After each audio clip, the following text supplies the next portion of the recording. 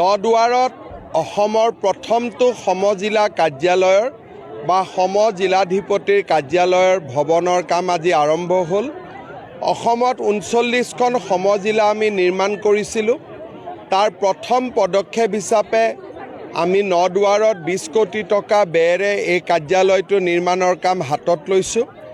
সমজিলাসমূহৰ নিৰ্মাণে ইতিমধ্যে অসমৰ ৰাইজক প্ৰশাসনীয় দিশত বহুখিনি সহায় কৰিছে।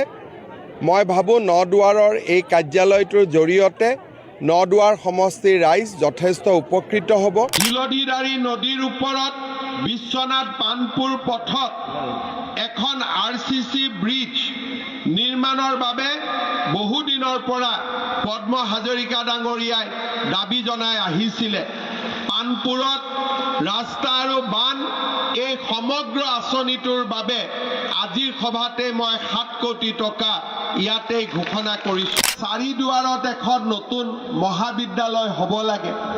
আমাৰ ৰাইজৰ আশা আছে যে টুপিয়া, চাৰিদুৱাৰ আৰু জামুগুৰিত ষ্টেডিয়াম হ'ব লাগে।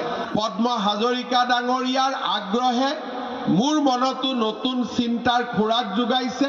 সময়ত মই আহি আপোনালোকক এই বিষয়েও ইতিবাচক কথা কম। গাখীৰ পৰিশোধন কেন্দ্ৰ প্ৰায় 20,000 লিটাৰ ক্ষমতাৰে কন্যকাত নিৰ্মাণ কৰি থকা হৈছে। আগতেও এটা 7,000ৰ প্লান্ট আছিলে, 27,000 হ'ব। আমাৰ দুখীয়া খেতিয়কসকল, ডায়েৰী ফাৰ্মাৰ্ছসকল উপকৃত হ'ব।